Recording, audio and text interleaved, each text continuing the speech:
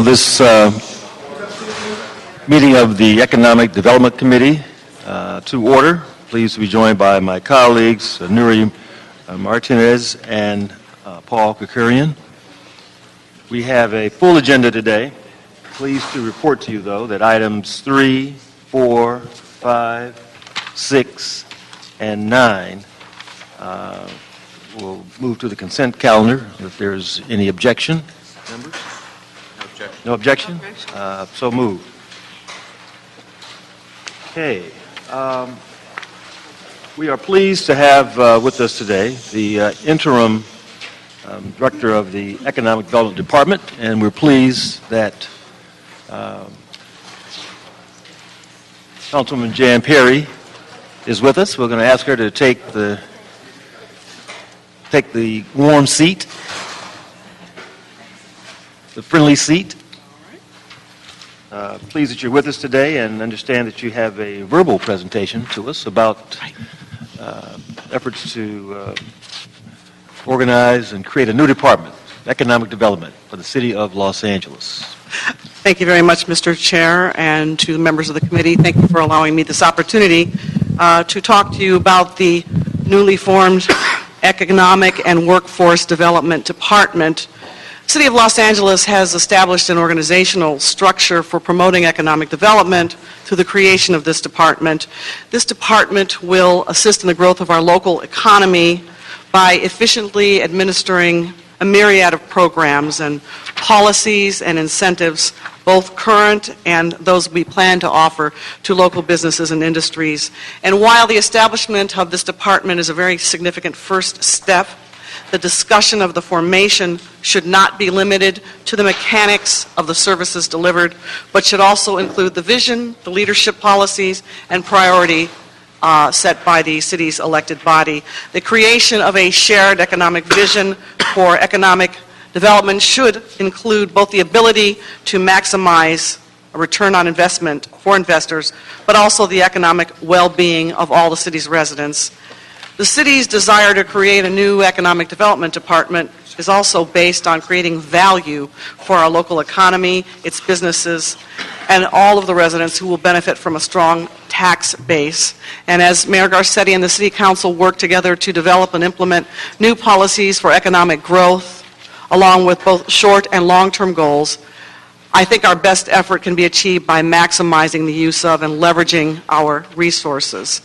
Any new structure, both departmentally and through a nonprofit entity, should be part of building a comprehensive and complete economic development vision. So it's essential that the vision be clearly articulated. And one of the challenges that we face is to articulate a vision that is cohesive and collaborative.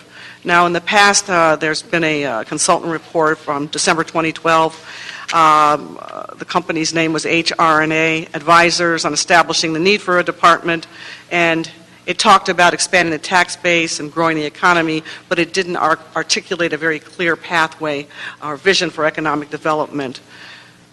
The development of the department is an aspect that has arisen over the death of the redevelopment agency.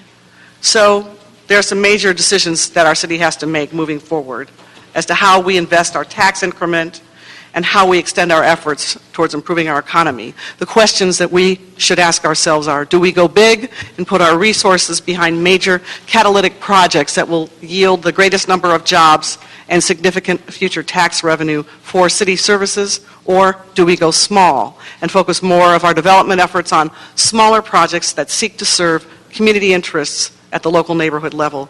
Or do we maximize our development ability by leveraging city assets like our land holdings to encourage investment to make projects happen?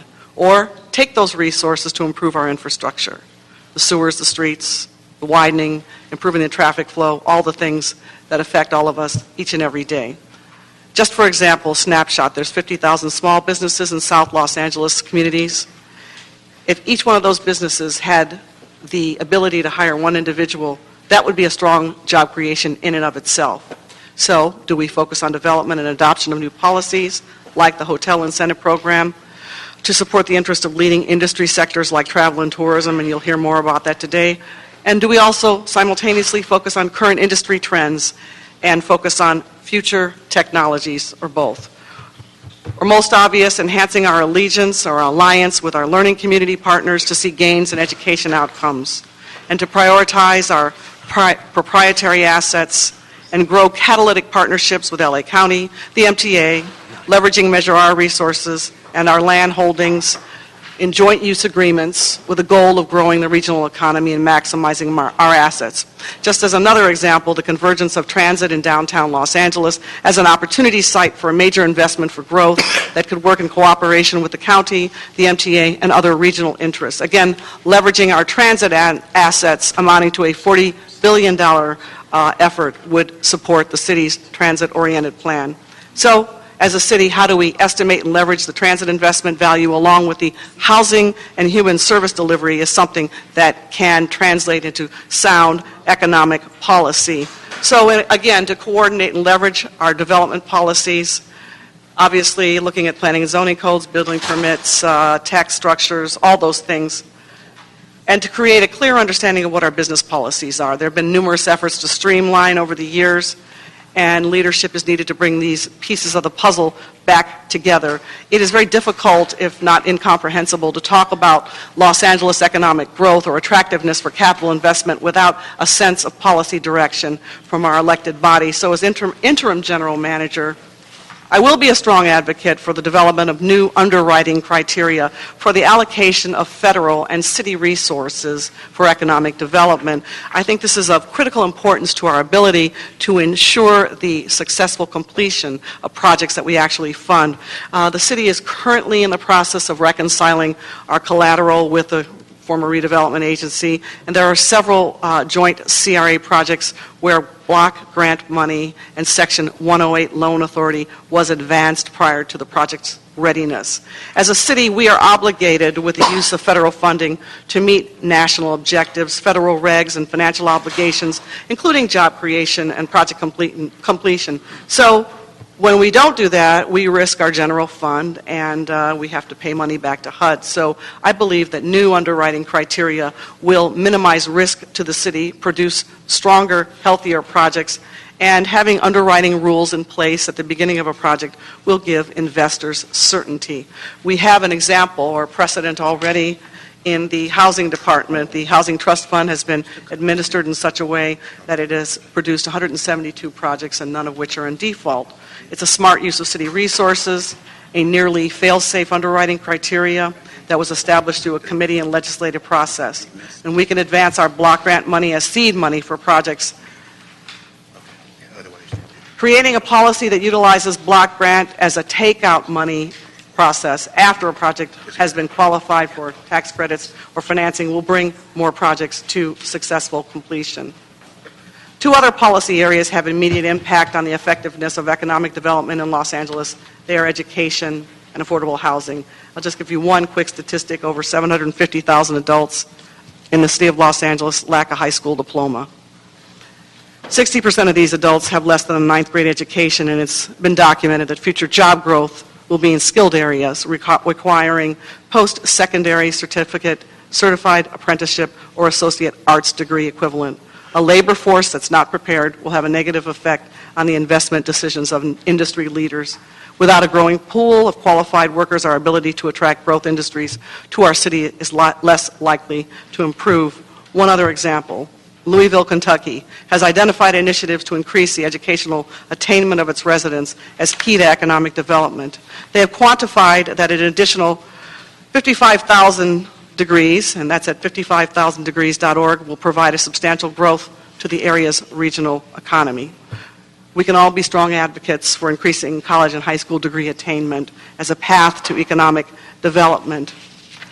One other point I'd like to make, one recent achievement we can point to in our city has been the nationally recognized Los Angeles Consolidated plan that works to address how we can best leverage our transit assets and block grant to create more affordable and family workforce housing on major transportation corridors to major employment centers. This has been recognized by our Federal Reserve Chairman. This is a good plan.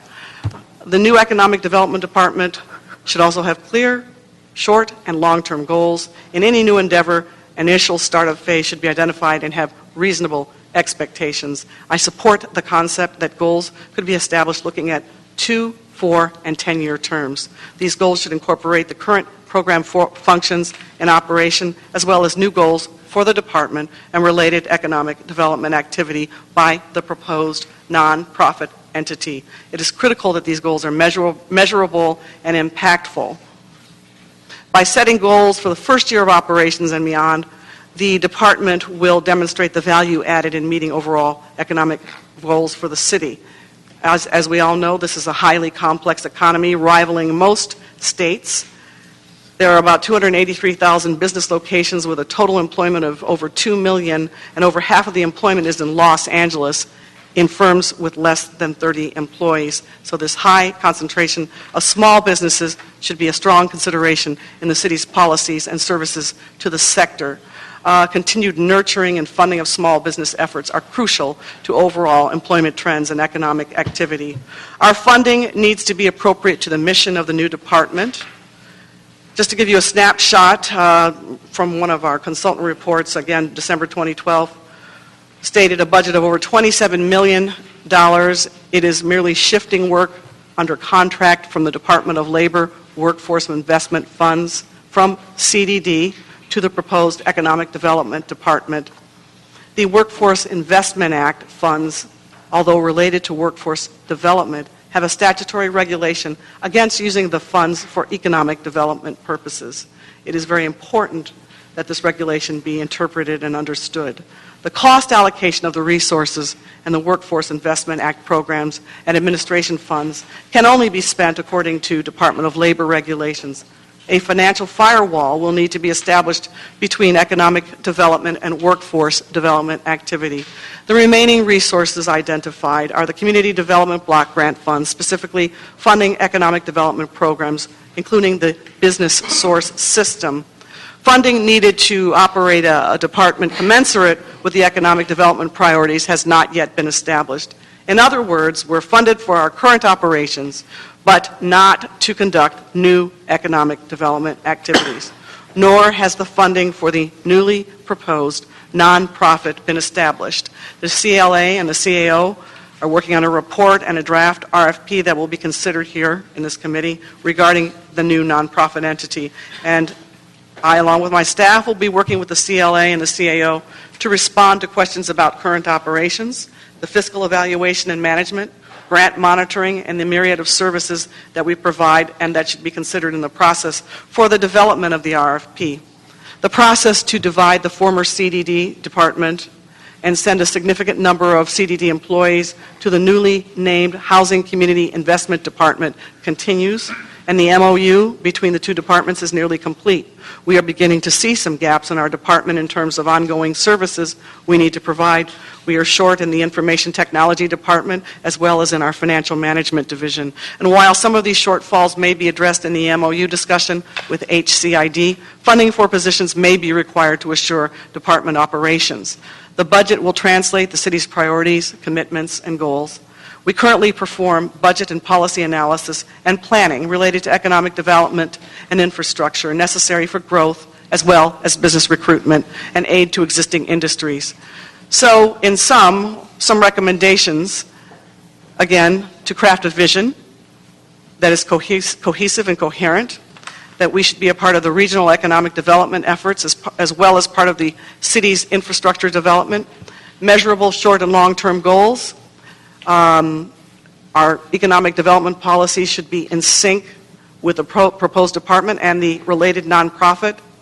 And EWDD should be included in the policy discussion, and specific educational attainment initiatives should be encouraged to meet industry needs. And I identify resources for applicability as well as cost and benefit. I presented today a global view of our department, and I have not gone into great detail about budgetary issues or day-to-day program operations. The department has we have given you all a 3-ring binder with information including more detail about programs, initiatives, and outcomes, along with staff contact information. And I do know you have other items on the agenda today. I'm happy to provide any reports back to the committee in response to your interest in the department function and policy development. And I have been leading the department for about 2 months. and have had the pleasure to meet some bright, highly trained professionals who stand ready to assist you, making site visits to our 18 work source centers, 9 business source centers, and 13 youth source centers.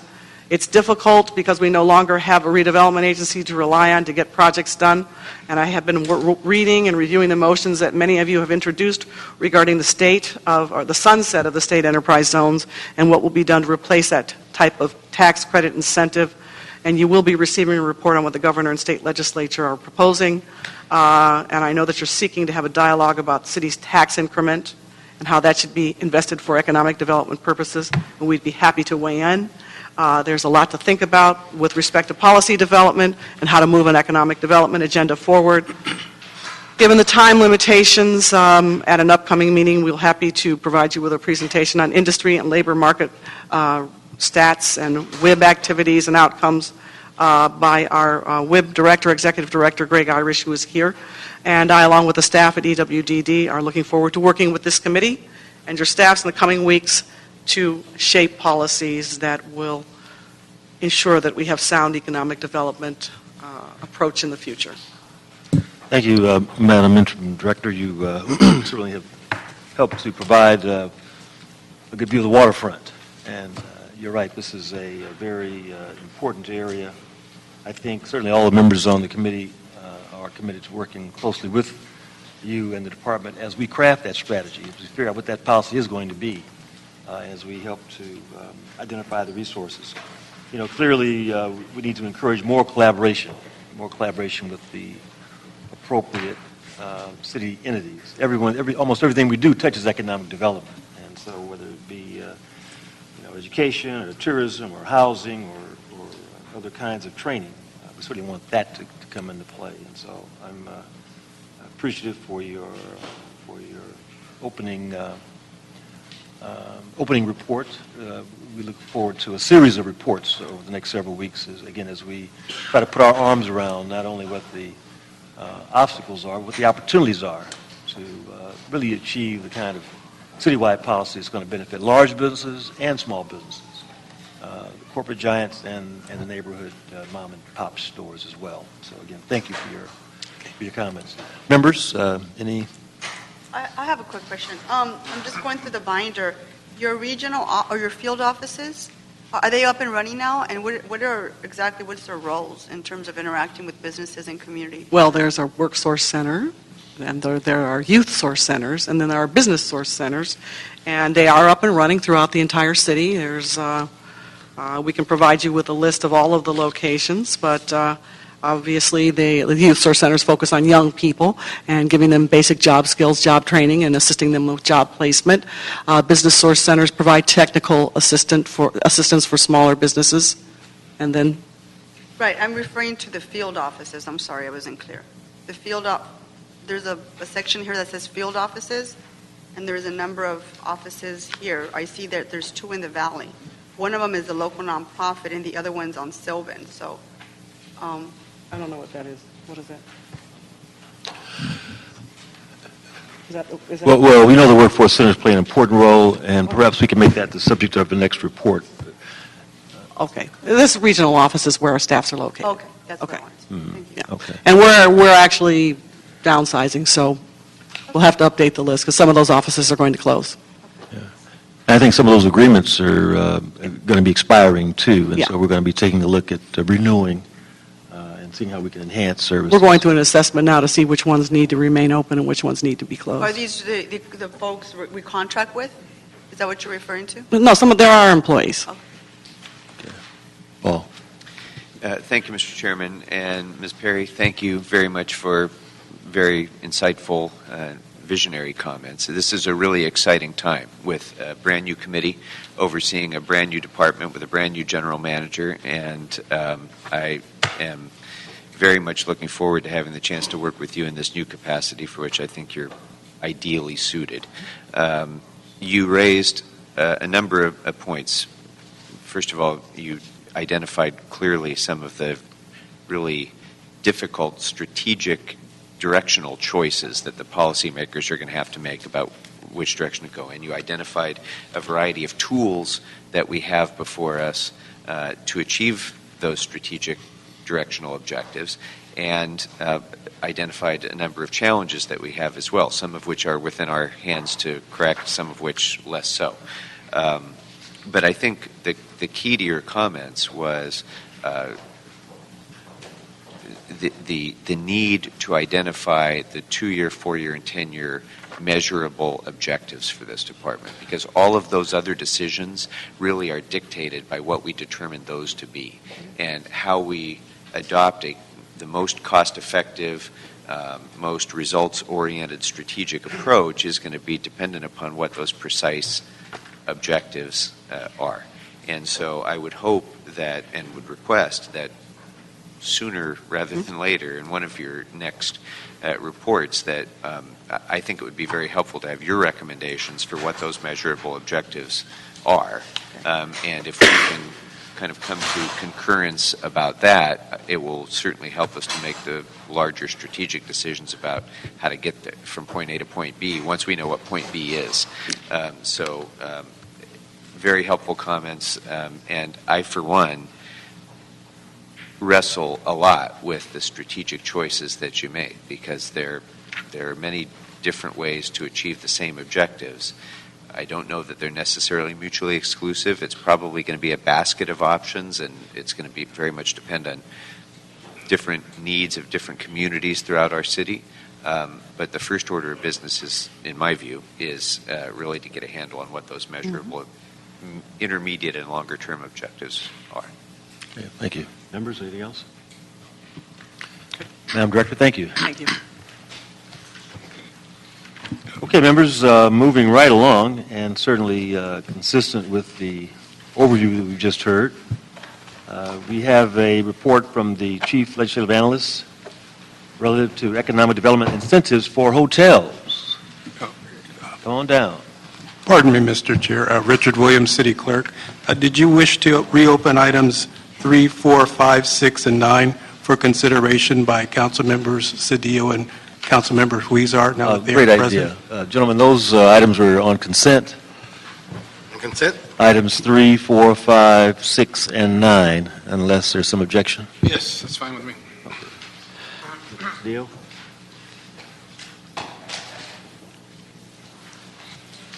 Which ones were they? 3? 4, 5, 6, and 9. 5. No discussion on 9. I mean, no discussion on 3. 3's out. We have discussion.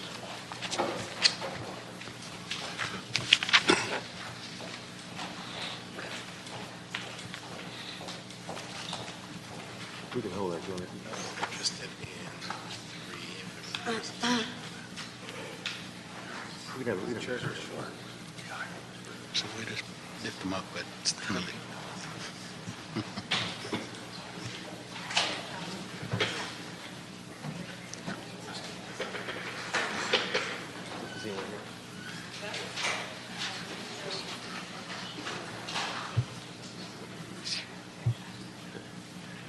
All right, we're going to hold 3 items, 4, 5, 6, and 9 will be on consent, and we'll hold 3. We're going to hold item 3. Okay. Senator Cedillo's got a question. Councilman Cedillo. Okay, let's move on to item 2, gentlemen. Good afternoon, John Wickham with the Office of the Chief Legislative Analyst. And you have before you a report prepared by our office related to economic incentives for the development of hotels in the city. Motion Perry Parks had instructed our office to evaluate this matter. For a number of years, we have developed incentive programs for individual hotel developments, and part of the problem is that each one of those comes individually on its own merits, and it's resulted in a long time to negotiate and evaluate each individual project. On each one, as we've gone along, we've learned the ins and outs of these kinds of incentives, and it's been helpful in generating data to help us craft something that would be a broader policy on hotel development. And one of the things that we did was we contracted with PKF Consultants, Bruce Bolton, who is sitting with me here today, to provide some in-depth analysis on the need for an incentive for hotel development, the types of incentives that are offered out there in the country, because there are a number of cities that have actually adopted development incentive policies, and then to provide some recommendations on how we might structure such an incentive if we did one here in the city of Los Angeles. And so we have, in our report, we've reviewed some of that data. We looked at specific communities in the city, Hollywood, downtown Los Angeles in the convention center area and the LAX area, which are three well-known areas where there are concerns about hotel demand. And then our report actually does recommend adoption of a type of incentive based on what we've offered previously. The incentive would be a citywide incentive, and then there would be additional incentives for the three areas I mentioned, downtown, at the convention center, Hollywood, and LAX, that would provide additional support for specific types of projects in those areas. If I might have Bruce Bolton make a few comments for you on the status of that hotel market in the city of Los Angeles and the demand, the need for a hotel development, and how it affects our tourism industry. I think that might be some helpful background for your consideration. Thank you. Thank you, council members, for letting me speak. As John said, we have been asked to analyze. We've worked on a number of the projects that have been done individually by the CLA's office up to this point in time, including the JW Marriott Ritz-Carlton, but have been asked to look at a more broad-based citywide incentive plan, and to address the need for it. To put it in some perspective, the Los Angeles City and County now both are effectively at capacity in terms of their ability to accommodate additional hotel demand. Within the hotel industry, generally 70% annual occupancy in a hotel, given peaks and valleys of day of the week, season of the year, and so on. 70% annual occupancy is considered a time at which it's appropriate to build new hotels in any given market. Both the city and the county will finish this year at approximately 78% annual occupancy. It's one of the highest occupancies of any region in the nation, outside of New York City and San Francisco and a few other, and Oahu, and a few other markets. And historically, Los Angeles County and City have not been able to build new hotels at a rate fast enough to accommodate growth and demand. We look back to 1987, from 1987 through 2012, the compound annual growth in hotel supply in Los Angeles City was 0.75%. That's less than 1% annually over the last 25 years. Measured demand growth and demand in hotel rooms during that period was about 1.2%. If you look at the national numbers, both hotel supply and demand grew at about 1.8 to 2% on a compound annual basis. So in other words, we are growing in supply at less than half of the rate of the national average, and the numbers are showing that our demand growth is actually constrained by the ability to accommodate demand given the limited number of hotel rooms we have. That's further exacerbated by the lack of rooms in proximity to the convention center. Our convention center has historically been hindered in terms of its ability to compete on a national basis because of the lack of available hotel rooms within proximity to the center. I know Bud Oak is going to talk about that as well. So for both those reasons, there is a real strong demand for new hotel rooms within the county. Unfortunately, however, though, the economics of building in Los Angeles really are what's really kept the rate of supply growth down. In other words, it's more expensive to build hotel rooms than they're worth on completion of construction without some kind of assistance. That's because of our land prices, that's because of the entitlement period that it takes, it's because of our meeting CEQA requirements, and for a whole bunch of other reasons. And our room rates as a market are just not high enough to support new hotel development. Los Angeles, while it's one of the highest occupancy markets in the country, is not one of the highest average room rate markets. We're well below New York City, Washington, D.C., Boston, San Francisco, and a number of other markets, because we're so spread out, and therefore the demand can be diffused kind of all over the place, both within the city and outside the city, and even into Orange County. So that imbalance between average rate and construction costs is really what's kept the supply growth down, and it really needs to be ameliorated to generate new hotel development. But then on the same token, the results have shown that when new hotels are built in the right locations with the right kind of hotels, they do well, they stimulate growth and demand, and really more than accommodate their own supply, such as the JW Marriott and Ritz-Carlton was fully absorbed within its first year of operation. W Hollywood similarly was fully absorbed within its first year of operation. And actually the market occupancy in the immediate area grew in both those markets when those hotels came online, because they helped to stimulate the vision of the ability of LA to market itself and to be marketed nationally. And so some of the things that we're seeing in the future for the City of Los Angeles, we have the Tourism Board on a march to bring 50 million visitors to the City of Los Angeles by 2020. We have the Special Olympics coming in 2015. We have an interest in bringing the DNC in 2016. We have the council motion to bring the Olympics in 2024. These are big ticket efforts that bring a lot of people to the city, and we're not building the hotels to support them in the community, on top of just the growth in the interest in the convention center, the prospects of Farmers Field, and what that would bring to the community as well. So with all of these demand issues in place, the concept of creating an incentive that would help developers construct hotel rooms in the City of Los Angeles makes a certain amount of sense. The program that we have here follows the basic terms that we've used on other projects such as the Grand Avenue Hotel, the JW Marriott, the Olympic North hotels that are almost completed. And this is the policy of where we would provide up to 50% of net new revenue in support of the project. This is a policy that the city has had for the last 20, 30 years, where we analyze the economic impact of the project, and we determine how much of that is new economic impact, and then we provide up to and no more than 50% of that economic impact in support of the development of the project. And in these hotel deals, the source of revenue that we provide back to the developer is the TOT itself.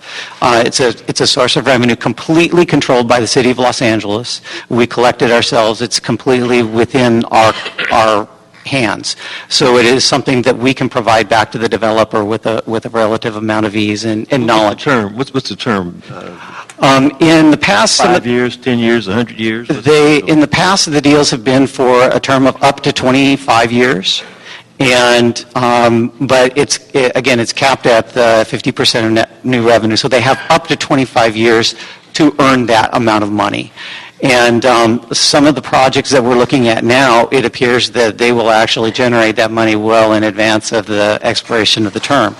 So if they generate that, they have 25 years. If they generate it in 20, it's done. And the money then reverts back to the City of Los Angeles. And because of the demand that we're seeing in some of these hotels, that looks to be the trend in a number of these projects. Part of providing the benefit to the developer is requiring some community benefits as well to help the city, to make sure that we're helping the city. So there's requirements that they comply with lead requirements on the development, that there are some labor agreements that are in place in order to ensure that there are good jobs that are created and sustained by these projects. And those types of requirements for the community benefits are included in all of these projects, and we would include those in this incentive as well. So our recommendation, another important benefit here is a room block agreement, so that... By the way? A room block agreement. And what this requires is that the hotel make available its hotel rooms to the convention center for citywide events. So we guarantee to any convention that's coming to Los Angeles that they're going to have hotel rooms for their clients. And that's a critical part of ensuring that the convention center business is sustained and developed as well. And that's not something that we've done, typically has not been done here in Los Angeles? But We- other cities with robust convention attracting programs do? Yeah, we started doing that with the JW Marriott. That was the first room block agreement we had, and we've required that on the Wilshire Grand project and on the Olympic North hotels as well.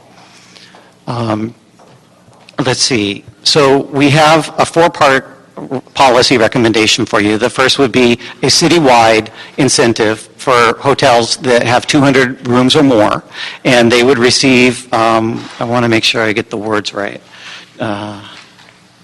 They would receive 25% of the total net new fiscal impact, or 40% of the TOT collections, whichever is lower.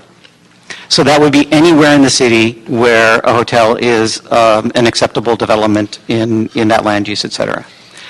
The second would be a development area specifically related to the convention center to ensure that we get hotel rooms adjacent to that facility.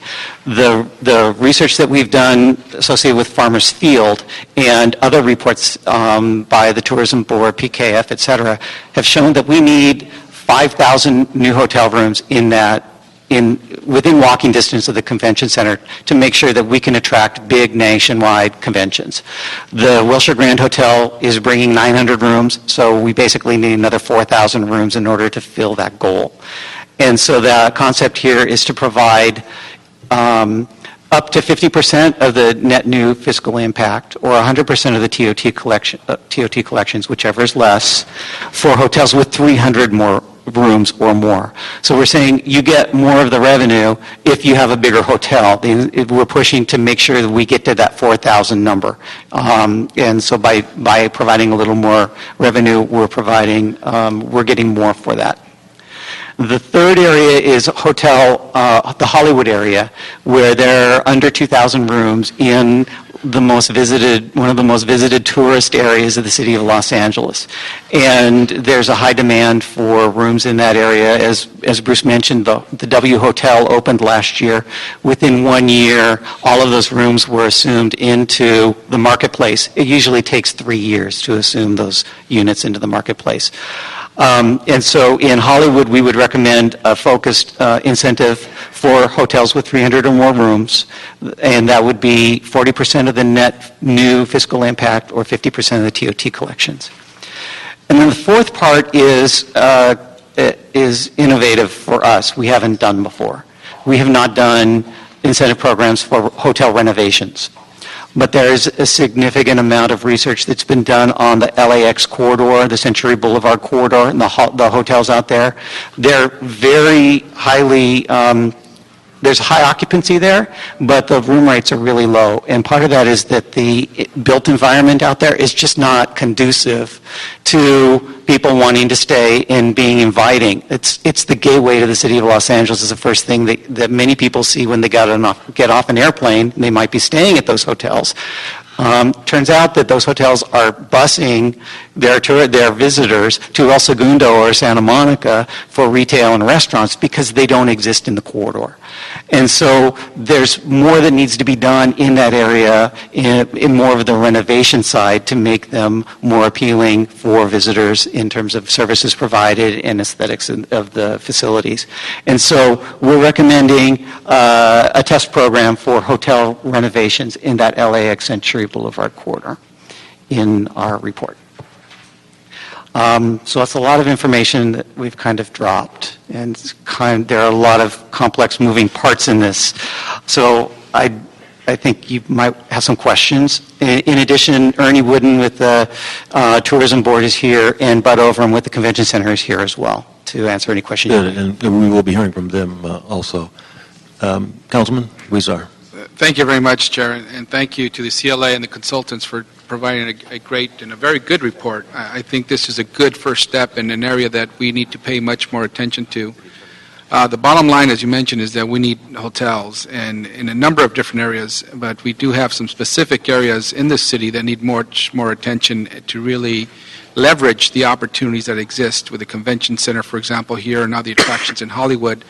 And so I'd like how you focused on these areas to pay more particular attention. And from what I've read, we especially need to be competitive with other West Coast markets as we compete for those tourists, and we're not quite there yet. And I think this is a good step in the right direction. I have a number of areas that I have some recommendations. I'm not sure if we were thinking of moving this forward today or just taking input today. So I'll ask for some report backs, and I'm not sure if we move this report after this to council. We'll get them before his Let's bring it back council. here. Let's bring the reports back here. Okay, we could get them here? That's Yeah. fine.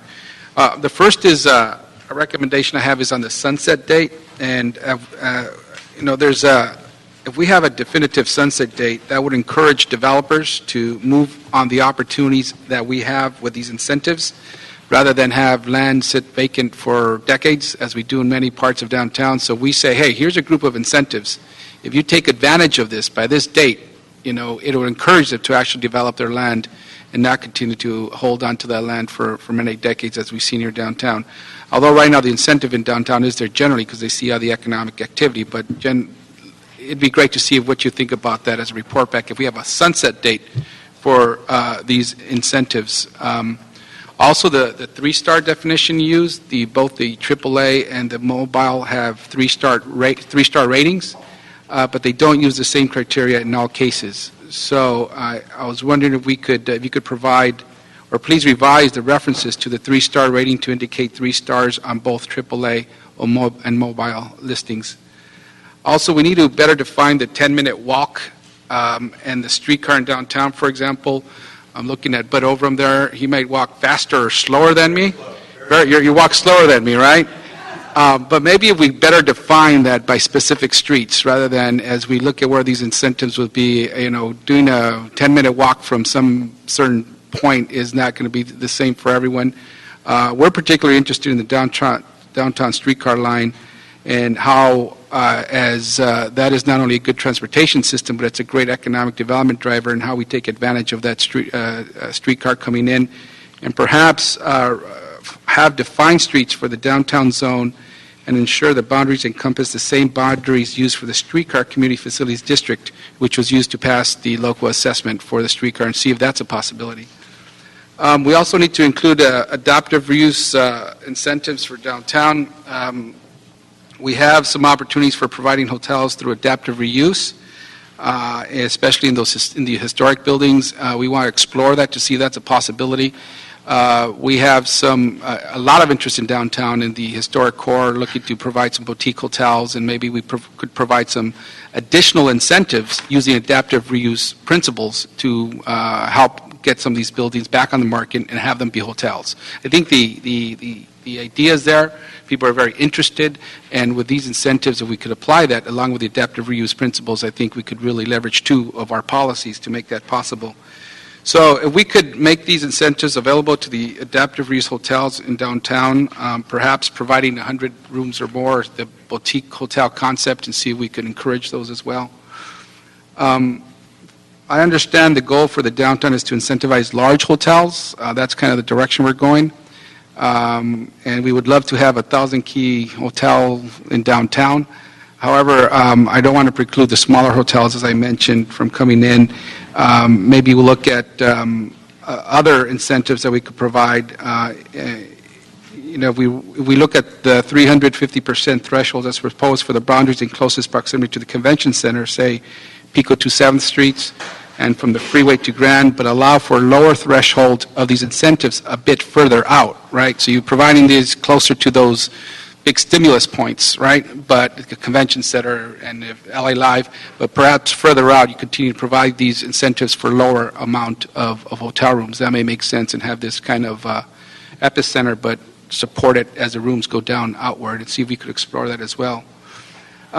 Likewise, I would recommend a longer period of rebate for large hotels. We would love someone to come and build a 1,000-key hotel in downtown.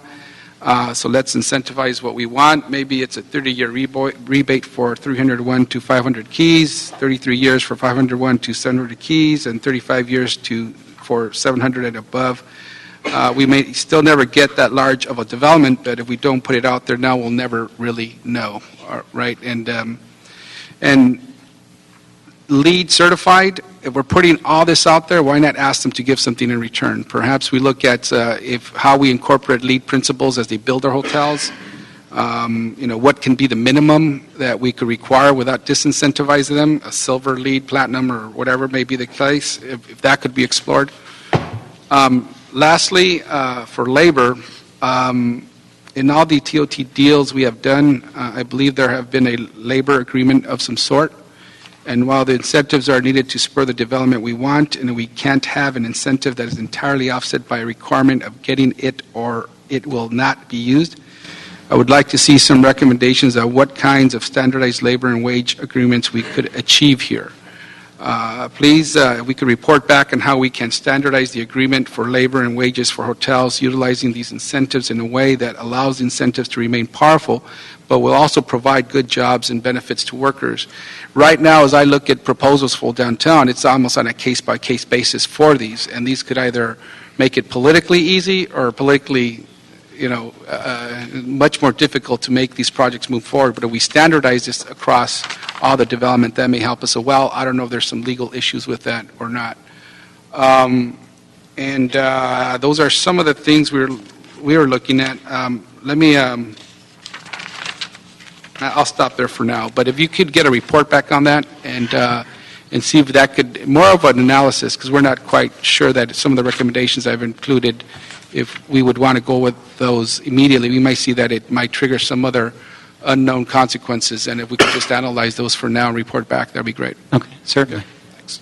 Thank you. No, good comments, Councilman, especially about the paying attention to the smaller hotel opportunities. I agree the boutique opportunities might be really significant in some of the downtown properties that exist. There was, I know, some concern raised on the big corridor about the lack of hotels coming online. I think there are more either condos or some other kinds of mixed use. Would these incentives, you think, encourage greater support along Figueroa, for example, or yeah, that's kind of that race, and we're just trying to figure out what else we can do now? Yeah, that's kind of a mixed bag. The current zoning basically allows for that kind of low-density development, the 5-story, stick-built, Type 3, wood frame construction. Right.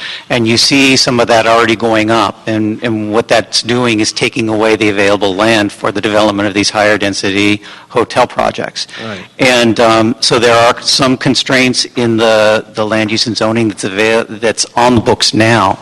And so by providing an incentive, we might be able to encourage some of the developers to move more quickly to build the larger projects sooner, before some of those lower density projects get built. This might encourage developers to go in a different direction, knowing that they have resources available. Well, perhaps we want to consider some zoning changes, adjustments, too, as a part of the incentive or disincentive as it's appropriate. Yes, and actually there is a recommendation in our report asking the planning department to look at certain planning issues, such as constraints in the adaptive reuse ordinance, that are preventing the development of hotels in areas where it would make sense. And I think that's an important part of the important set of tools that we can provide is to give the land use and zoning to the developers to know what they're doing and know from the beginning what they can go forward with. Right now, a developer has to ask, and they're not sure what's going to come out of that request. So if there were some adjustments. Now, in downtown, the planning department is getting ready to prepare the revision of the community plan. And so it would be helpful if the planning department expedited all of the elements in that community plan that specifically address these hotel issues. Paul?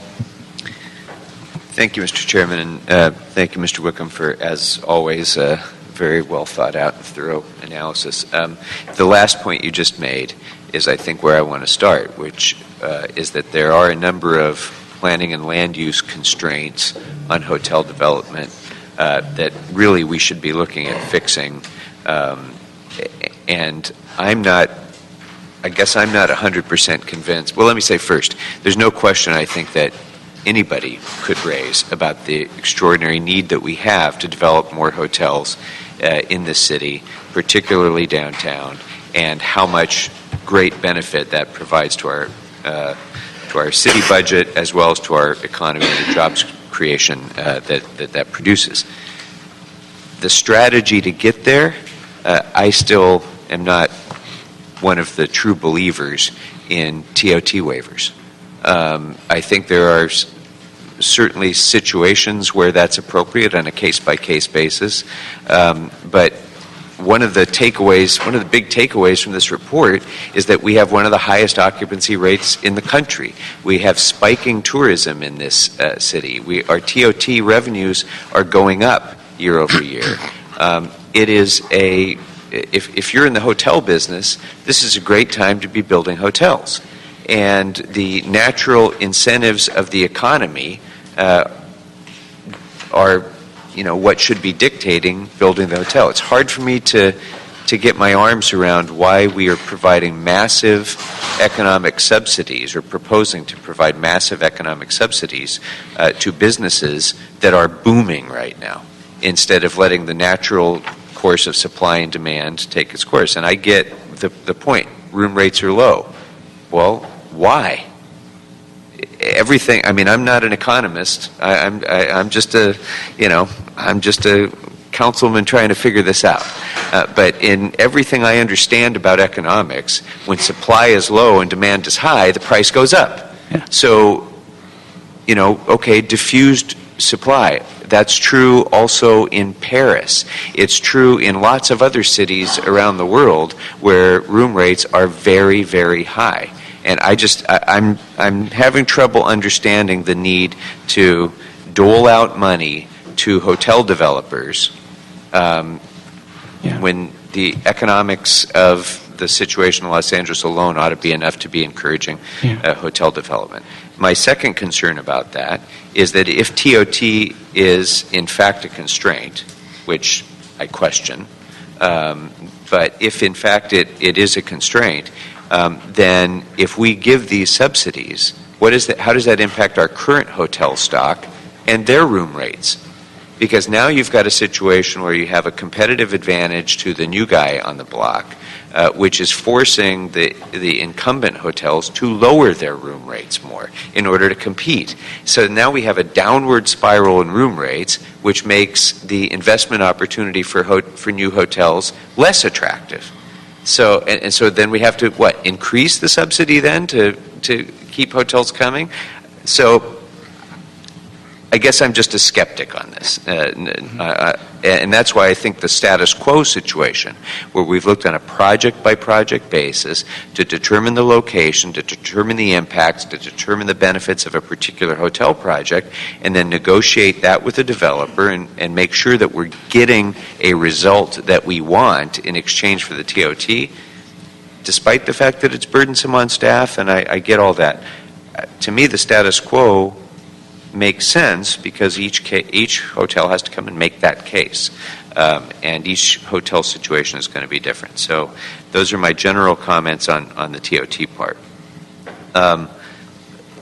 The report, the PKF? PKF, yes. PKF report listed a number of cities that have municipal incentive programs.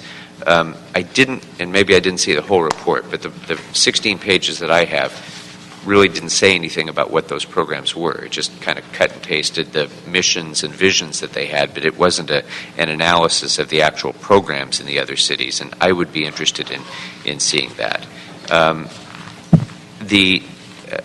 You mentioned a couple of non-TOT approaches for incentivizing hotel development, and this is where we started with the land use stuff. Mr. Huizar mentioned the adaptive reuse, which I wholeheartedly agree. This is a great thing that's happened downtown already. It's a fantastic way to maintain the the historical roots of downtown while still creating economic revitalization, and I think we should encourage that every way we can, and I think making that easier to do for hotels is an easy way to incentivize additional hotel stock. But there's a few others. For example, the need for a CUP within 500 feet of a residential zone. Are there ways other than a CUP that we could provide some neighborhood protections, maybe with a set of standards or something, so that we can avoid the 6 months or a year or whatever it's going to take that hotel developer to get through the CUP process? If we could streamline that while still protecting residential neighborhoods, that alone, with no TOT subsidy at all, would spur a lot of hotel development, I think. And then the other similar one, and I think you alluded to this but didn't specify it, is that we have a prohibition right now on hotel development in industrial zones unless the hotel developer proves that there's no appropriate industrial use or something that I have the language here someplace, but unless the developer, unless there's findings otherwise required. Anyway, I'm not going to try to find the language. But you know I got the topic, yeah. There's a prohibition on hotel development in industrial zones unless there are no other industrial use for that property, which is an onerous finding for a hotel developer to have to make. These are exactly the areas that we ought to be making it easier to develop hotels in. Yeah. So then, coming back to the TOT subsidy, sorry, I'm hopping around here a little bit, but we're offering big TOT waivers, and then we're expecting the developer to do things in return for that, all of which are things that I agree with. PLAs, the living wage, the LEED certification, all are great policy objectives. But I think we have to make some sort of an economic analysis here of whether it merits giving a tax subsidy and then making it harder to develop a hotel. So we have to make it, the policymakers, I think, have to make some kind of an economic analysis of whether we're willing to give up that tax revenue in exchange for those social and policy benefits. And right now, I don't know that we have, under either existing law or this proposal, a clear way of doing that. And then finally, the report noted that the East Valley is also one of those areas that is hitting historical demand levels now, and yet the East Valley is not one of those areas that is proposed for incentivization. And I think that it's especially appropriate to include the East Valley given the proximity to the Burbank Airport, number one, and number two, considering that we will, if we incentivize hotels in that area, we will literally be taking TOT away from a neighboring city, which Mr. Overham and I are very eager to do. I mean, if we're no offense to Hollywood, but incentivizing hotels in Hollywood in an area that is a global tourist destination already, hotels build in Hollywood because it's Hollywood.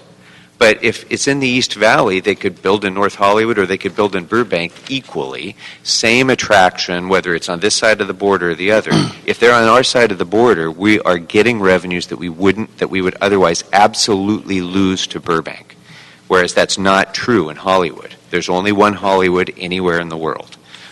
So I think if we are going to go forward with this, and if we do get the reports back that Mr. Weezer asked for, all of which I agree with, I would like the East Valley to be included in that analysis as well. I would include all of your points in our report back, see if I can provide some additional arguments for you on the TOT. I think some of the work that Bruce has done, for example, shows that when we've incentivized some of the hotels, the existing hotels have actually invested in upgrades to their facilities to make sure that they were competitive with the new products that were coming online. So rather than having it drive down prices, it resulted in room rates going up.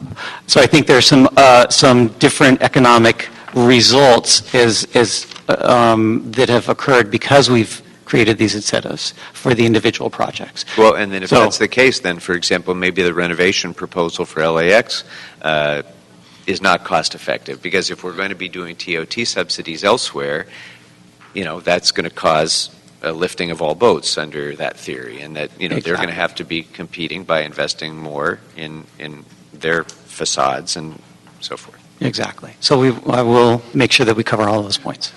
Good question, Councilman, and a good comments. I'm not sure I share your belief that we should just kind of do everything on a case-by-case basis, but I think there is definitely some streamlining we can do in that process.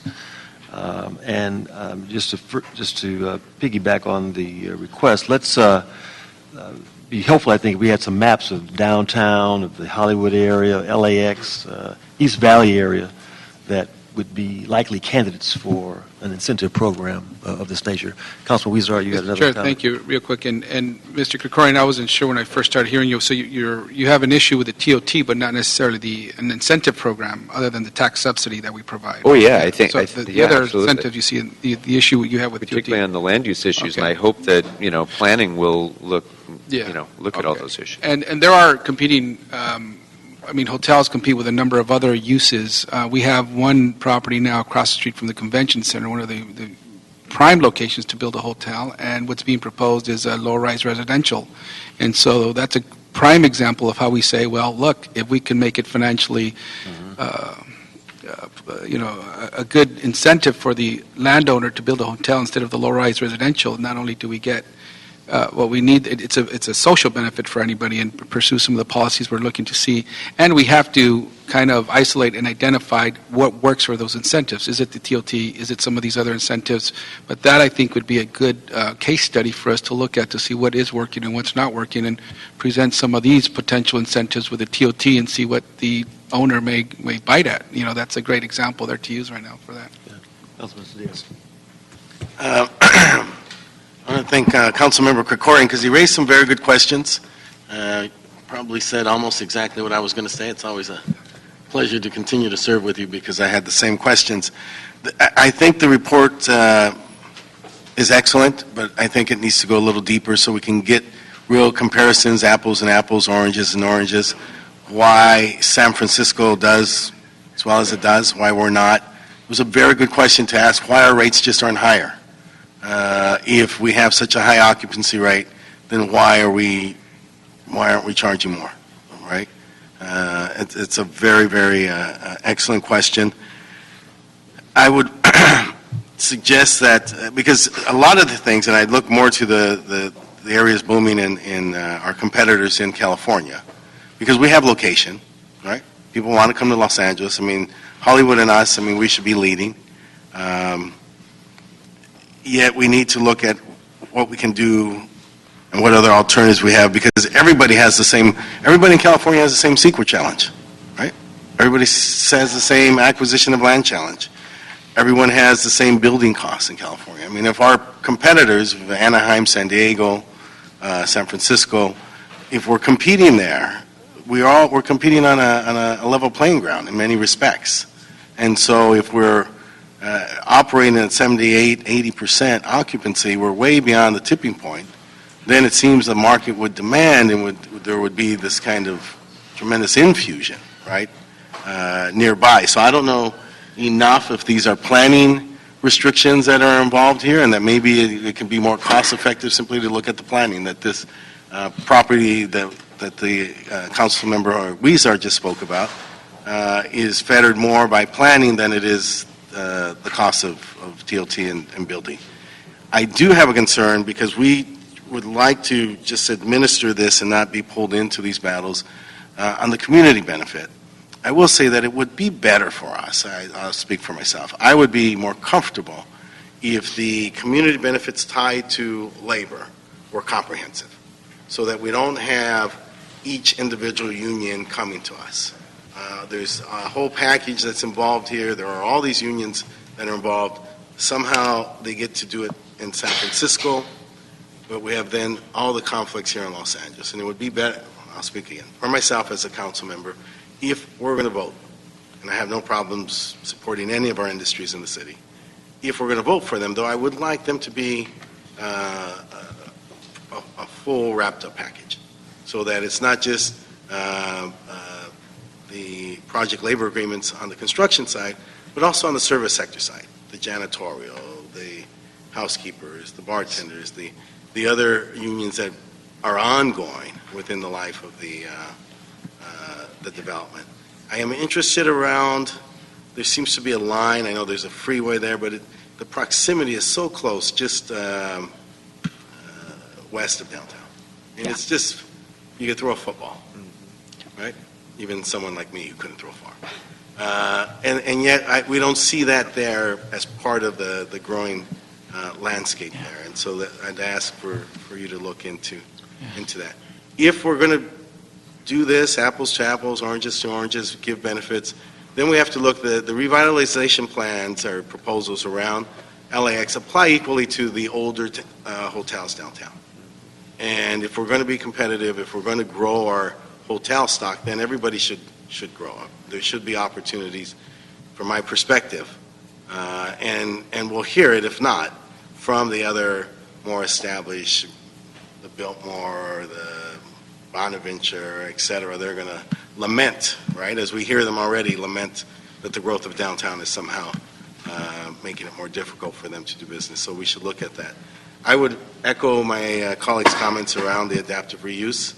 There has to be a blend, I think, of what I've seen in cities around the country, around the world, where you have that blend. You have the boutique hotels, an abundance of them in certain cities. New York comes to mind, but San Francisco. And then the larger hotels, the mixed use, where you have the residential and the standard hotels. It's not for me to dictate anybody's business model, but for us, from the city's perspective, the blend appears to be what's more attractive and would stimulate more tourism in the area. And that would include the greater downtown area, not just around the convention center, but I think there's a nice one on a Flower at 8th. There's efforts to develop others more east, so that we should consider those other tools in terms of increasing our stock. Yeah. We have an incredible challenge. There is no question that we have an incredible challenge to build our stock, and we have to do it in leaps and bounds. I'm not unwilling to do it, but I want to make sure that when we do it, we're maximizing the proposals that are given to us to raise. I think one of the components that we'll take a further look at is the development cycle.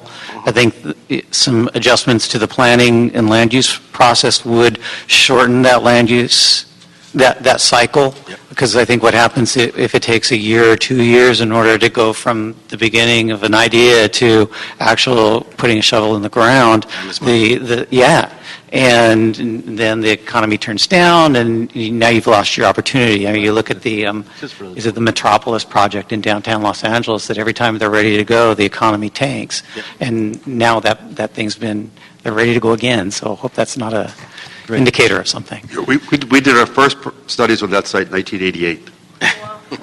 Time flies. That is the challenge. The challenge is just matching the permitting process to the development cycle, to the financing cycle, and just having everything get together at the same time. Right. And the more you can compress that cycle, the better off you're going to be in terms of getting into the ground. Right. So I as I said, no qualms on supporting any of our industries, but we should look at the maximum on the planning side. What are the things that people don't think about, but that are related to time, because time is money for penciling these out. And so we should look at that to see that we are optimally efficient in those areas and are doing things as a matter of right.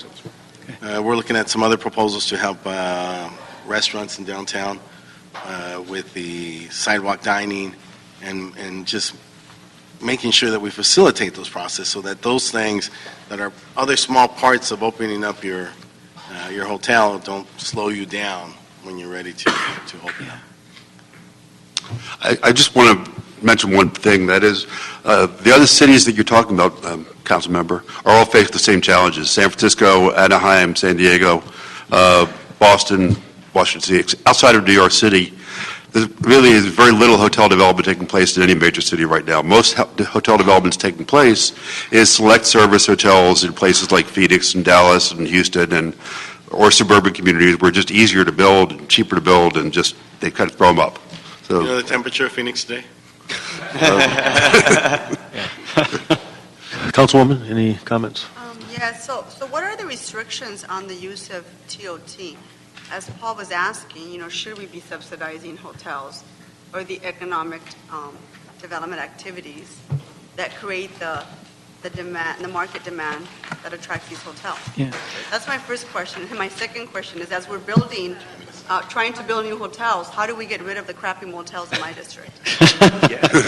Yes, Right? and mine. Yeah. So go ahead. So with regard to the first question, TOT, as I mentioned, is completely controlled within the city of Los Angeles. It's not a state source of funds, not a county source of funds. It's controlled by the city. So it's a general fund source of revenue for the council. So it is one of the most flexible sources of revenues that the city council has to use as a tool in any kind of an incentive program. And we've created a structure called a community taxing district that's similar to a Mello-Roos district, a facilities district of sorts, that allows the city to dedicate that revenue for the long term. Otherwise, if it's a year-to-year allocation of general fund money, council next year could decide, hey, we've got these programs we need to fund, so developer, sorry, you're not going to get your allocation this year, which puts them at complete risk. And no developer is going to move forward with a project with that kind of risk on their books. So there needs to be a structure where you can actually dedicate the source of revenue over a period of time.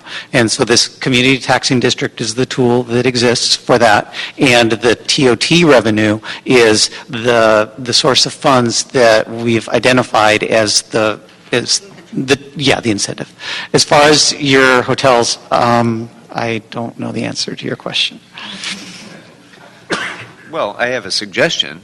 One of them is that we can look a little bit more broadly on this use of renovation as a goal rather than just new construction, because there are hotels, many hotels in the valley. There's, some hotels that are right in Studio City, right next to Universal, for example, that, have kind of become known as the no-tell motels, but a little updating of those would increase the stock in a very tourist-oriented area, a transit-oriented area. So I think there are opportunities to do that if we're going to look at this. If we're going to look at renovation around the airport as being eligible for incentivization, then I think we ought to look at incentivization in other areas too. And I know the data is not as good. I think I read in the report that one of the considerations was it's harder to find whether there's a cost-benefit, payout there.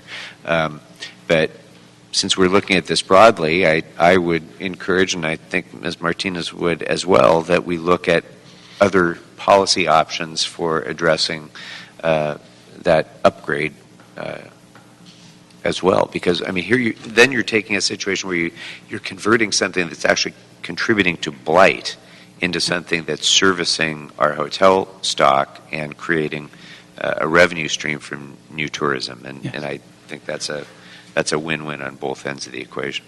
Yeah, I'm happy to take you on a tour. I know we laughed about it earlier, but you have these types of hotels all along San Fernando Road, Lankershim, Sepulveda, all leading to, final destinations for people into Burbank, into parts of Studio City and Sherman Oaks. I have Sepulveda, for example, or somewhere near Van Nuys Airport, where people do fly into, and it'd be nice to have somewhere nice to stay. So this is definitely an issue for my district. Yeah. Good. Well, we're going to ask you to come back with a report back in 30 days on the issues that have been raised. But we do have some cards on this item, and we'll ask Nicole, come on up. Nicole Shahinian, followed by Bob, Armando, then Michael, Charchinski, then Ernest Wooden. Nicole? Good afternoon. Nicole Shahanian with the Hollywood Chamber of Commerce.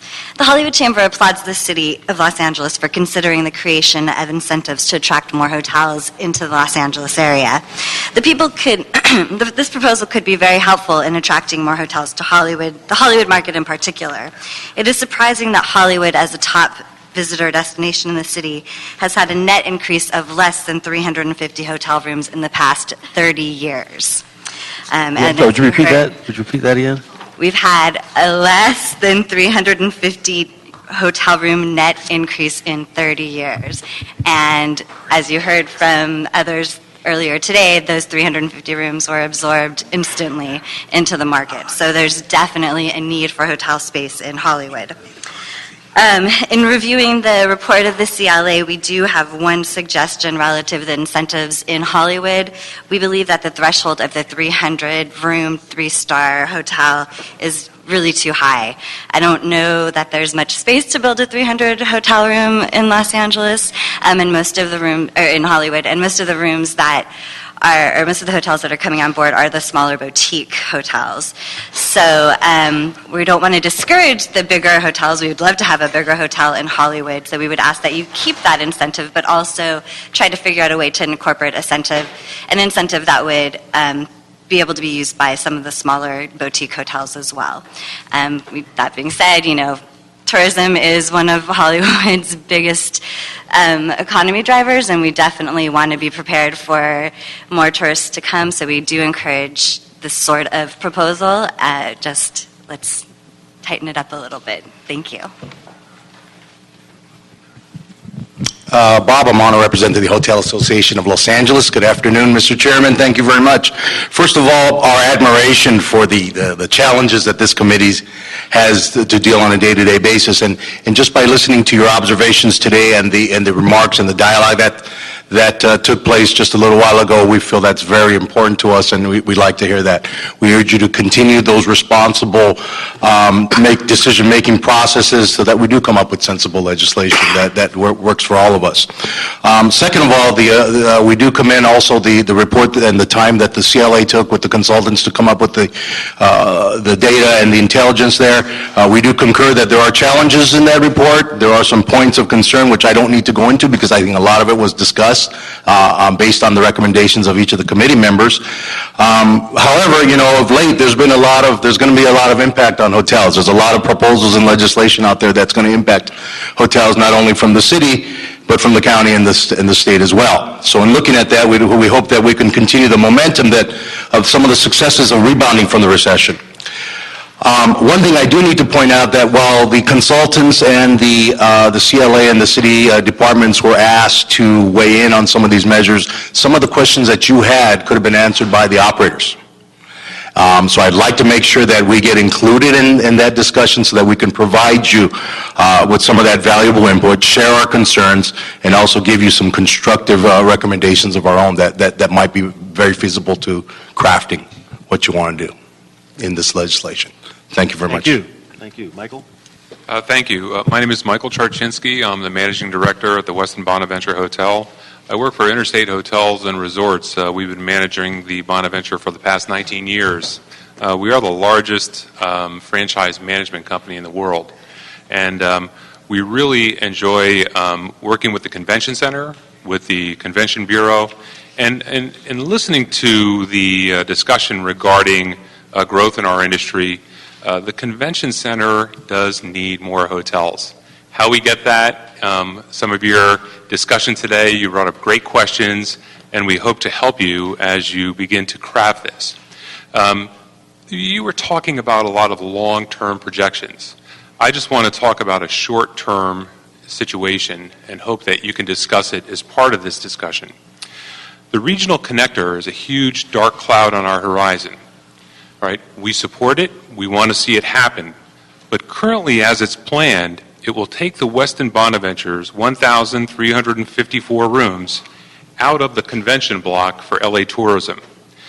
Over the next 5 years, that's 115 conventions that will not have 1,000 rooms. You've heard today that we need more rooms, we need more rooms, we need more rooms. Truly, we do. But we don't need to take 1,300 rooms out for the next 7 years. This will be catastrophic for the city, and we want to work with the MTA.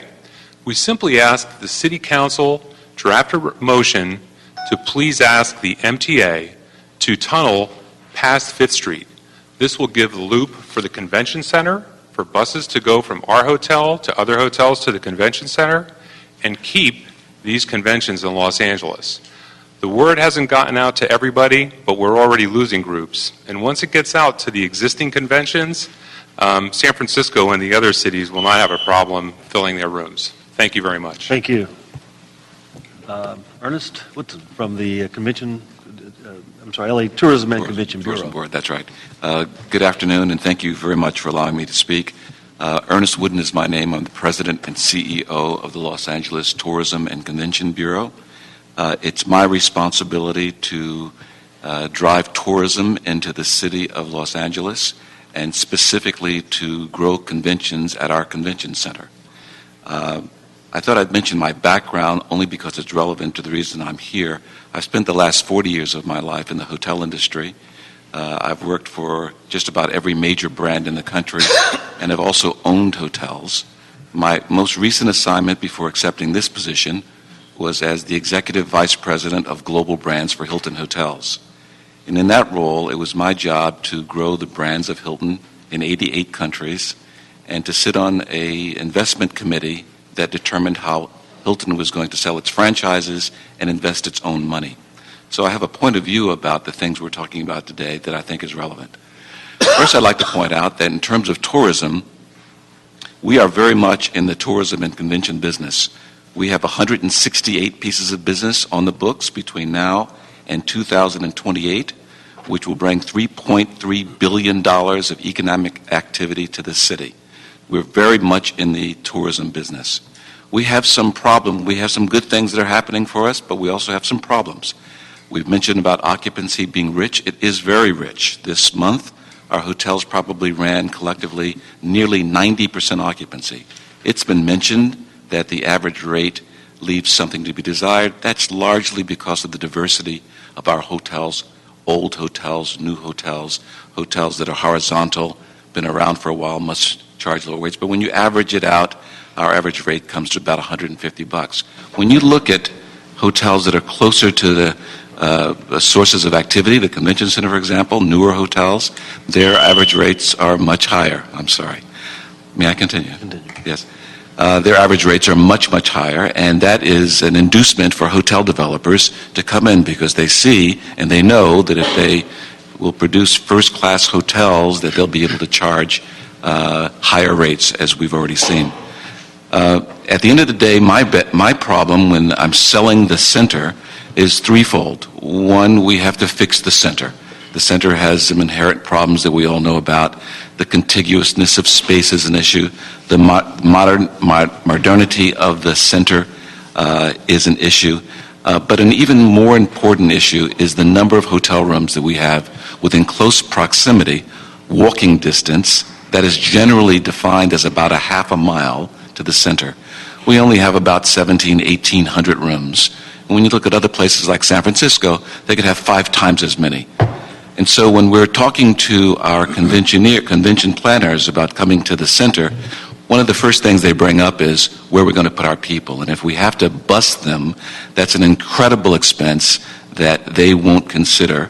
And as a consequence, they'll go to the areas where they do a lot more or have a lot more available. So hotels within close proximity to the center is an important issue for this council and for our city to deal with. When we do get to the point where we put up 4,000 or 5,000 more hotel rooms, when we do get to the point when we fix the blemishes of the center, my organization has calculated that we'll be able to go after almost 50% more and richer conventions than we can today. Right now, we have a supply in the country of about 900 to 950 conventions that are so-called citywides that we go after. If we were able to fix the issues, have more hotel rooms, and more space at the center, we think we could take that number up from about 950 to close to 1,500. And those 1,500 would be better quality conventions, richer conventions, like the American Heart Association, that could bring 40 to 50,000 people to the center at any given time. So I applaud the work that the CLA has done to try to noodle this issue. I think that the mechanism for inducing hotel development through TOT is one that's looked favorably upon by big companies. The investment environment today is less than stellar. I think Bruce Baldwin shared with you that most hotels that are being developed now are what we call limited service hotels. And I had 1,300 Hampton Inns. That's where most of the activity is because the costs of doing those are much lower. To get a big company to invest in a major convention hotel, the calculations are a little bit different. The risk is significantly higher. The capital markets don't look favorably on it because to return those capital dollars takes many, many years across many, many business cycles, and so the numbers are looked at very carefully. I think there are ways, despite the issues that you've brought up in terms of the mechanisms being employed to induce folks, there are ways to modify these inducements in such a way as to protect the city and also provide inducements for the developer.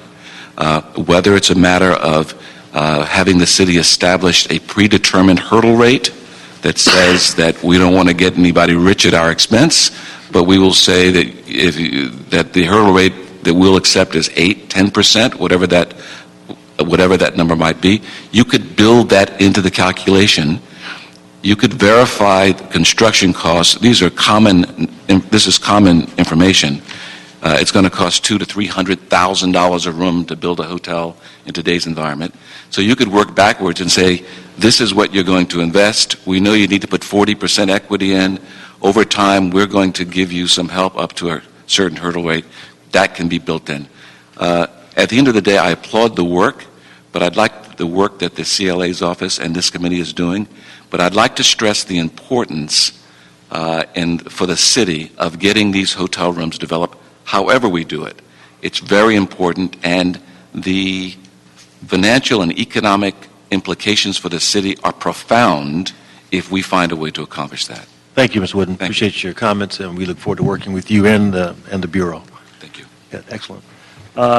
There were several references to the Convention Center, and although the Convention Center isn't a topic of discussion, we do have the General Manager here, and Bud, I just want to invite you up to make some general observations, perhaps, about the Convention Center, its role in tourism and economic development. You have some... Thank you very much. I turned in a card, but my penmanship is good. And we are looking forward to a full briefing from you at some point, but... I very much would appreciate that. Appreciate your comments. I provided my comments to you in writing, so I would, rather than read them or walk through them again, I would just refer you to them. The one thing, or maybe two things that I would want to highlight, the comments about the hotel rooms and the lack of supply around the convention center. And I gave you a list there and showed all of our competitors of, you look at San Diego with 8,200 rooms, you look at Anaheim with 7,000 rooms, and you look at us at less than 1,900 rooms. So that's the challenge we face, and we are in this vicious cycle that you cannot get to conventions if you don't have the hotel rooms, and if you don't have the hotel rooms, you can't get to conventions. And so we're in this vicious cycle, and I think it does warrant, whether it's a citywide policy or a case-by-case status quo basis, we need some way around the convention center to break that cycle and have some intervention. We don't have a redevelopment agency anymore, and how do we break that cycle and get our supply of hotel rooms up to make us competitive with the cities that are literally, knocking at our door? The other thing that I would also want to stress that was spoken earlier about and I provided you with a map of the convention center area and the sites that are available around the convention center now. Timing is very important to us. These sites are available today, but if you were to drive down Figueroa right now and go past South Hall, you'd see wood frame apartment buildings under construction. So in this economy, the thing that can pay the most for land is small rental apartment units, and God only knows we need them, but we don't need them on Figueroa Boulevard immediately across the street from the convention center. But our community plans permit that. So, it's really urgent for us to address these issues from both what you described, the economic point of view, as well as from the planning point of view.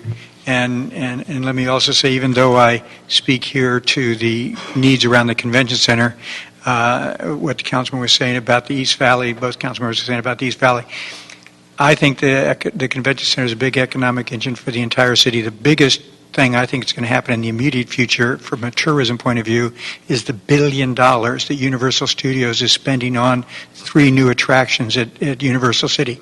We have got to capture that hotel potential in our city. I know cities that would love to have those hotel rooms in their cities. Right on the red line, you got the juncture of the orange line, tremendous opportunities in the valley that we can't let slip through our fingers. Thank you very much. Thank you, Bud. Appreciate And I your... do look forward to coming back and talking to you about Appreciate it. your comments, and again, just underscores the fact that economic development is intimately involved with the hotel industry, with tourism, with creating an atmosphere that's going to make it better for us to do business and for citizens to come to Los Angeles. Again, thank you. Members, we're going to ask the CLA to come back to us in 30 days with an update on those issues that we've discussed today, with no objection. Okay. Mr. Clerk, what's next? Pardon me, Mr. Chair, did you want to move that item forward to council or continue it in committee? We're going to pending continue the it. report We're going to back? continue it in committee. Okay, thank you. What's the next order of business? Item number 3. Item number 3 is a city attorney report and ordinance relative to amending the Los Angeles Municipal Code to include a definition of television pilots and to exempt the filming of television pilots from certain fees. Good afternoon, Deputy City Attorney Dan Whitley. I'm here to present a series of ordinances that would affect the implication or the imposition of fee permits on some TV film pilots filmed in Los Angeles. We were tasked with trying to exempt all film pilots, TV film pilots, from fees. We aren't able to do this because a lot of the fees are imposed by proprietary branches, which the City Council doesn't control directly. We did find these sections that impose fees that go into the general fund, and we've added a sentence to each of the fees sections that would say something to the effect of no fees under this subsection will be required with respect to the filming of television pilots, as defined as a standalone episode of a television series used to sell the show to a television network and to test and gauge whether a television series based on the episode will be successful. We've consulted with some outside independent people and reviewed sources to find if that was the correct definition for film pilots, and as far as we can tell, it's the best definition we're likely to come up with.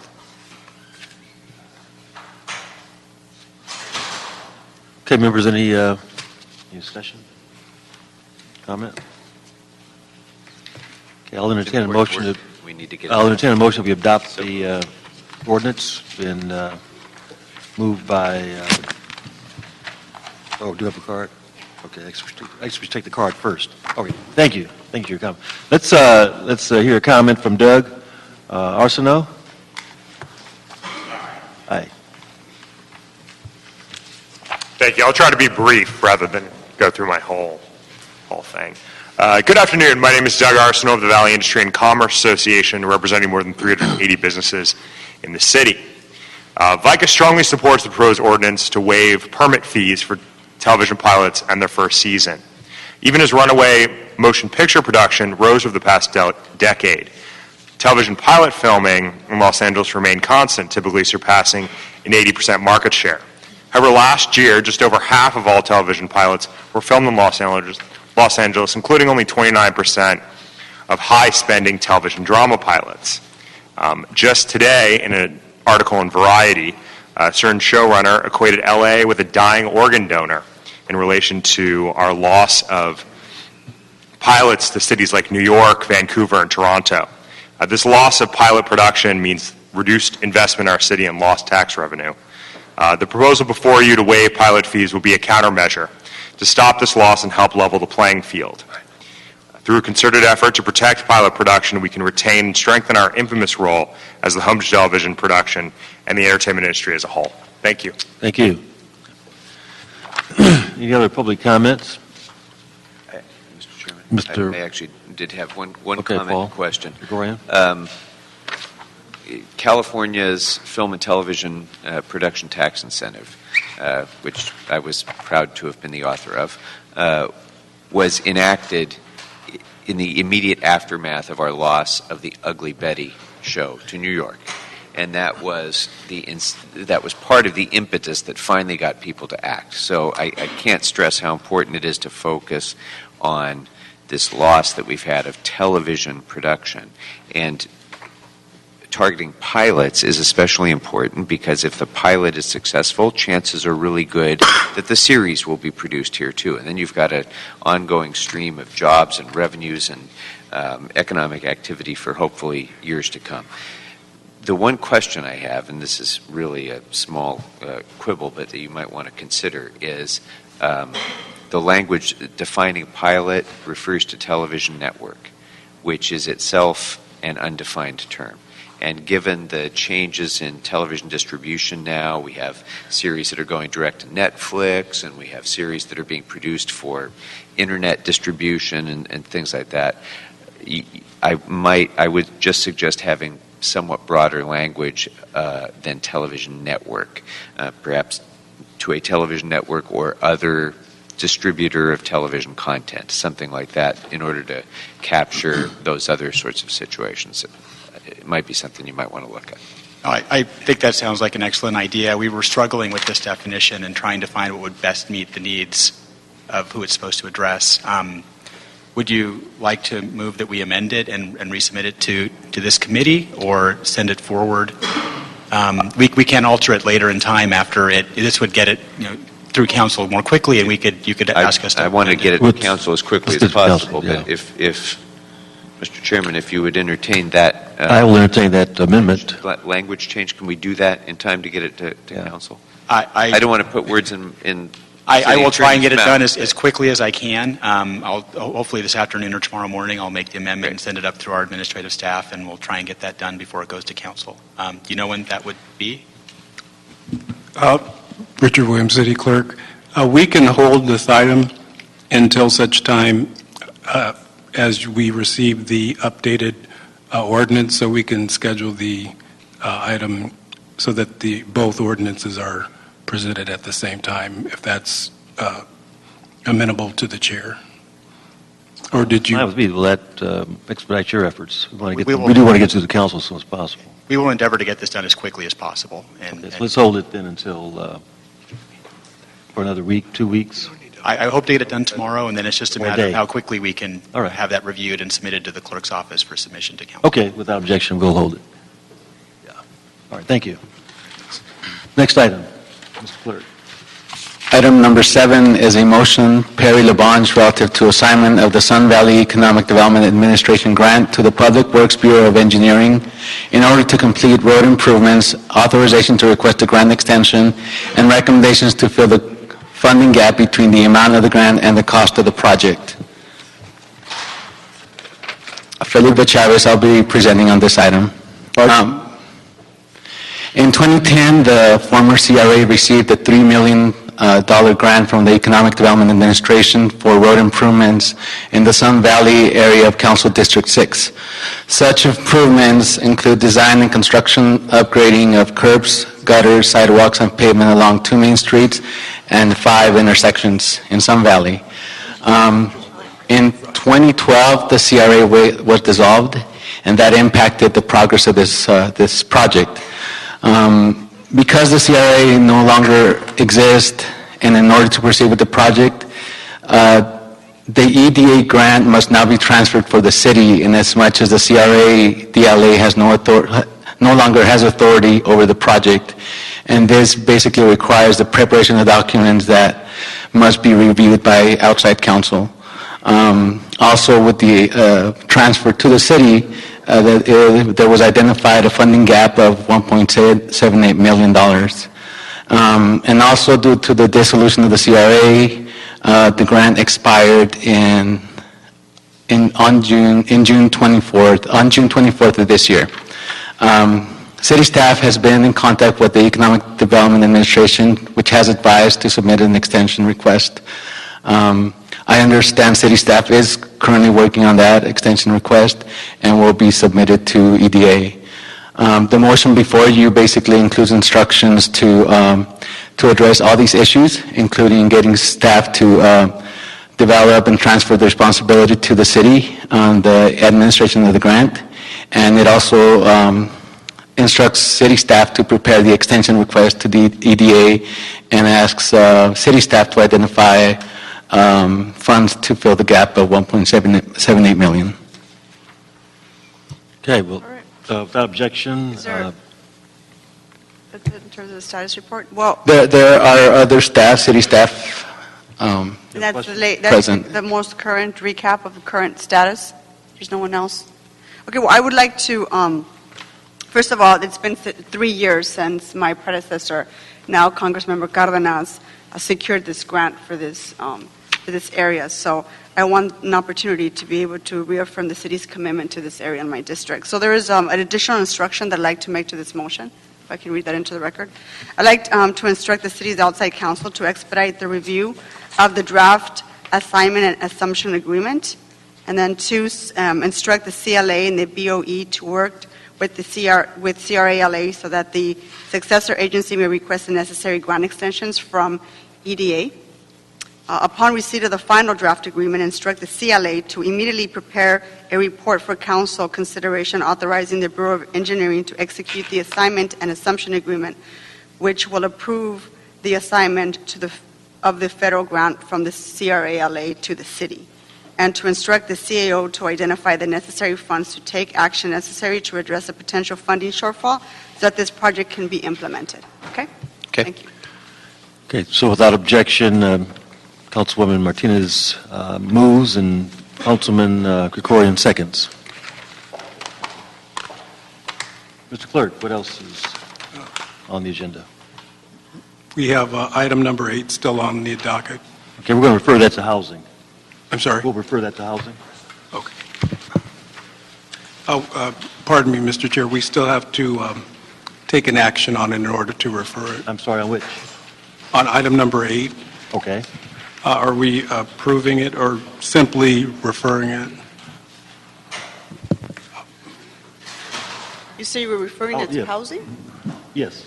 Okay, I believe we have to take an action. Are we approving the item in order to refer it? Oh, I believe this item is under the jurisdiction of the Housing yeah, Committee. it should have gone to housing initially. That was the problem. So we're just, That's my understanding. I mean, I don't mind taking action on it. I would suggest that the committee go ahead and take an action on it, and then if it turns out that the referral to Economic Development Committee is incorrect, then the referral to Economic Development, to Housing Committee can then occur. Okay, so why don't we move to amend the motion to change the department from the Economic and Workforce Department to the Housing and Community Investment Department. Does that satisfy your concern? Mr. City Attorney? Yeah, I think you can just refer this, you can have a motion to refer this to the HCID because this is a housing committee. I don't think you have to approve the matter. You can just go ahead and send it over there since it is is this an urgent matter, or can we just take action now? That I don't know. Okay. I don't know the substance. I think the issue shouldn't have been before our committee. That was the point. Okay, so this is just a simple, the committee is not taking an action, and we're referring it to the Housing Committee.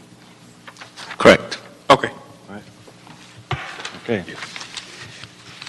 Next item. I think that's it. That concludes, yeah. That concludes our committee meeting. Thank you for your attention and your participation. Meeting is adjourned.